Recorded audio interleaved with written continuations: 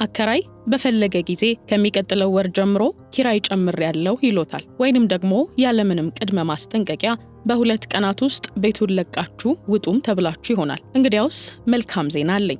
ብዙዎች በደንብ የማያውቁትና አከራዮችንም ሆነ ተከራዮችን በሕግ የሚገዛ በቤት ኪራይ ጉዳይ አዳዲስ አዋጆች አሉ። ሰላም ጤና ይስጥልን ውድ የገበያ ሚዲያ ተከታታዮቻችን እንደምን ቆያችሁ? ዛሬ የማወጋችሁ ስለተለመደው የቤት ኪራይ ሮሮ ሳይሆን ሕጉ ስለሚሰጣቸው ጥበቃና እስካሁን ስላልተሰሙ አዳዲስ መመሪያዎች ነው። አብራችሁን ትቆዩ ዘንድ ግብዣይ ነው።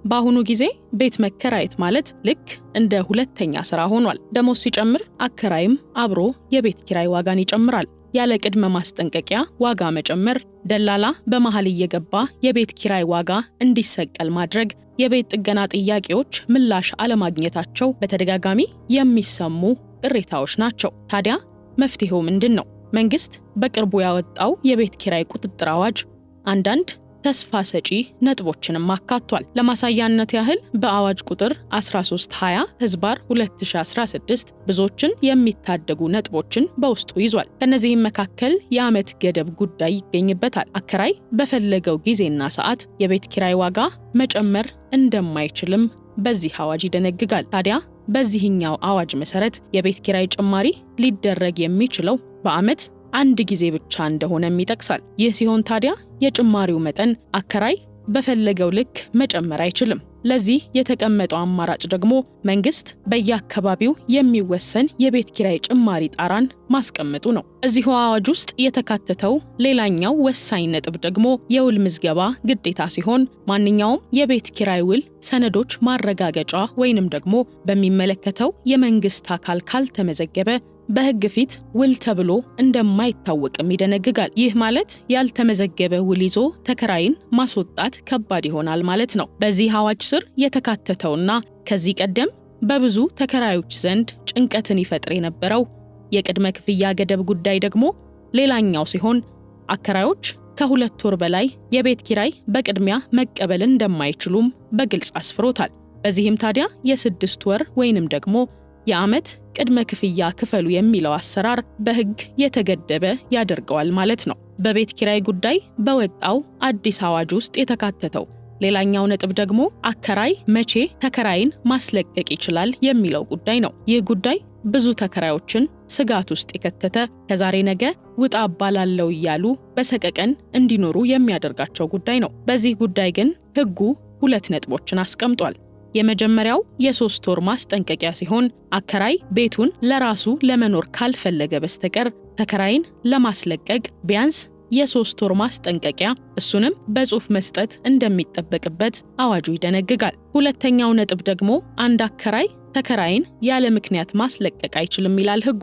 ይህም ሲባል ተከራይ ውሉን እስካላፈረሰና ኪራዩን በወቅቱ እስካልከፈለ ድረስ አከራይ በዘፈቀደ ውጣልኝ ማለትም አይችልም። በቤት ኪራይ ጉዳይ የብዙዎች ሮሮ የሆነው የደላላ ጣልቃ ገብነት ነው። ታዲያ አዲሱ የቤት ኪራይ አዋጅም ይህንን ጉዳይ በውስጡ አካቷል። በአዲሱ አዋጅ መሰረት ደላላው ከሁለቱም ወገን ማለትም ከአከራይም ከተከራይም የሚቀበለውን ኮሚሽን በሕግ የተገደበ መሆኑንም ይደነግጋል። በሌላ በኩል ደግሞ ደላላው ሕገወጥ የዋጋ ንረት በቤት ኪራይ ላይ እንዲፈጠር ምክንያት ሆኖ ከተገኘም ከፍተኛ ቅጣት እንደሚጠብቀውም ነው በአዋጁ የተጻፈው። ውድ የገበያ ሚዲያ ተከታታዮቻችን እስካሁን ባነሳናቸው ጉዳዮች ላይ ሐሳብ አስተያየት ካላችሁ በኮሜንት መስጫ ላይ እንድታደርሱን እያልኩ በአዋጁ ተካቶ ስላለው ዋና ነጥብ ደግሞ አልፋለሁ።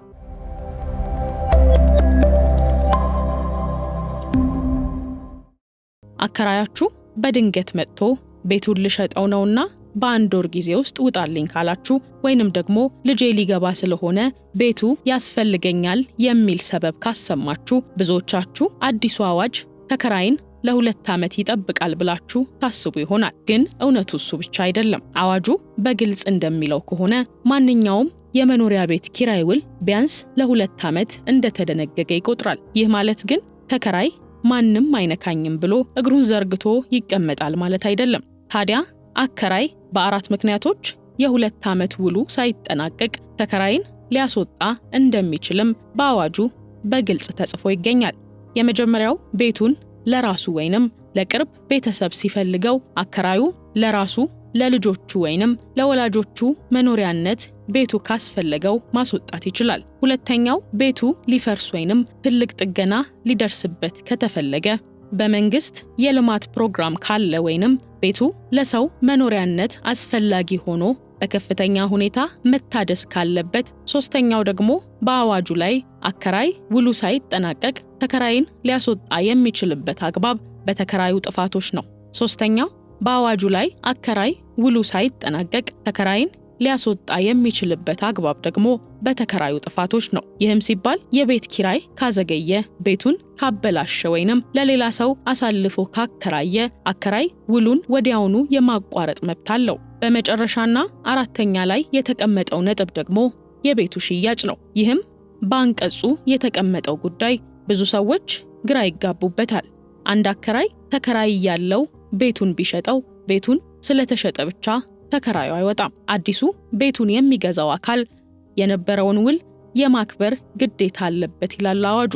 ታዲያ በአከራይና ተከራይ መሃል የነበረው የ2 ዓመት ውል ምንም እንኳን ከላይ በተጠቀሱት ምክንያቶች ጊዜው ሳይደርስ ሊፈርስ ቢችልም ልብ ሊባልና አዲሱ አዋጅም አስፍሮ የሚገኘው ጉዳይ አከራይ ለተከራይ የ3 ወር የጽሑፍ ማስጠንቀቂያ ሊሰጥ እንደሚገባውም ነው። በሌላ በኩል አንዳንድ አከራዮች ተከራይን ማስወጣትና ዋጋ መጨመር ሲፈልጉ አዋጁ ላይ የተቀመጡ ነጥቦችን በውሸት ሊናገሩ ይችላሉ። ለዚህም ታዲያ የተሻሻለው አዲሱ የአከራይ ተከራይ አዋጅ 2 ጉዳዮችን ያስቀምጣል። የመጀመሪያው የማስረጃ ግዴታ ሲሆን አከራዩ እኖርበታለሁ ብሎ አከራይን ካስወጣ በኋላ በ6 ወራት ውስጥ ለሌላ ሰው መልሶ ካከራየው በሕግ አግባብ ትልቅ የካሳ ክፍያ ሊጠይቅ የሚችልበትም አግባብ ተቀምጧል። ሁለተኛው የውል ምዝገባ ሲሆን ውላችሁ በመንግስት አካል ካልተመዘገበ እነዚህን መብቶች ለማስከበር አስቸጋሪ ስለሚሆን አዋጁም እንደሚለው ያልተመዘገበ ውል በሕግ ፊት ዋጋ የለውም። ስለዚህ በአዲሱ አዋጅ መሰረት መብትና ግዴታን ለማስከበር የትኛውንም የቤት ኪራይ ክፍያ በባንክ ማድረግ አከራይ ውጣልኝ የሚል ጥያቄ ሲያቀርብ ከቃል ይልቅ በደብዳቤ እንዲሆን መጠየቅና የተጻፉ አዋጆችን ማወቅ ጠቃሚ ስለሚሆን ችግሮች እንዳይፈጠሩ በሁለቱም ወገን እነዚህን ማወቅ አስፈላጊ ነው። አዋጁ በአጠቃላይ በቤት አከራይና ተከራይ መካከል ለዘመናት የኖረን የአይጥና የድመት ግንኙነት ወደ ሕግ ማዕቀፍ ለማምጣት የተወረወረ ትልቅ እርምጃ ነው ማለት ይቻላል።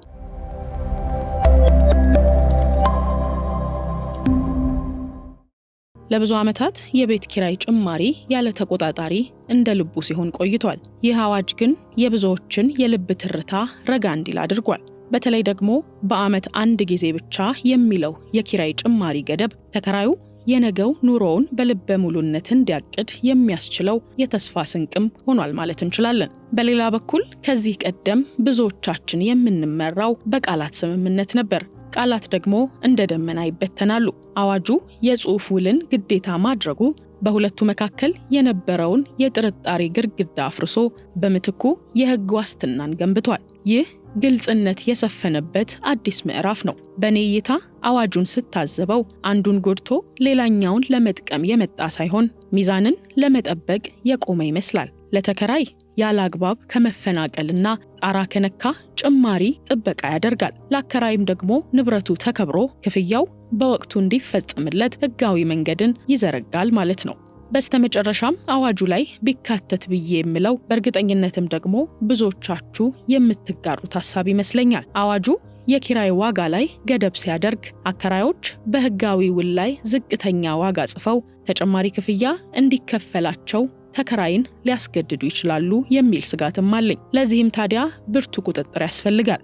ሌላኛው አዋጁ በነባር ቤቶች ላይ ትኩረት ቢያደርግም አዲስ ለሚገቡ ወይንም ለመጀመሪያ ጊዜ ለሚከራዩ ቤቶች የመነሻ ዋጋ እንዴት እንደሚወሰን በግልጽ አላስቀምጥም። ይህም ታዲያ አከራዮች ገና ከመጀመሪያው ሰማይ የነካ ዋጋ እንዲጠሩ በር ሊከፍት ይችላል የሚልም እምነት አለኝ። በሌላ በኩል አዋጁ ዋጋን ለመቆጣጠር ቢሞክርም የቤቱን ደረጃና ጥራት ከዋጋ ጋር አላቆራኘም። ቆርቆሮ የሚያፈስ ቤትና ዘመናዊ አፓርታማ በተመሳሳይ የጭማሪ መቶኛ ሊታዩ አይገባም። የቤቱ አገልግሎትና ምቾት ታሳቢ ያደረገ የዋጋ ተመን ቢኖር ኖሮ ፍትሃዊነቱ ይበልጥ በላቀ ነበር። የኪራይ ዋጋ ሲገደብ አከራዮች ቤቱን የመጠገንና የማደስ ፍላጎታቸው ሊቀንስ ይችላል። ካላዋጣኝ ለምን እጠግናለሁ የሚል ስሜት ከተፈጠረ ደግሞ የከተማችን የቤት ውበትና ጥራት በጊዜ ሂደት ሊቀንስ ይችላል። ስለዚህ በአዋጁ ጥገናን የሚያበረታታ ወይንም የሚያስገድድ ጠንካራ መመሪያ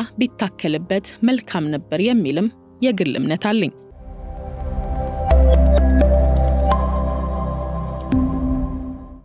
ለዛሬ እዚህ ላይ አበቃው። በቀጣይ በሌላ ርዕሰ ጉዳይ እንገናኛለን። በዛሬው ጉዳይ ላይ ያላችሁን ሐሳብ አስተያየት በኮሜንት መስጫ ላይ እንድታጋሩን እየጠየቅኩ በእኔ በኩል አበቃው። ሰላም ቆዩልን።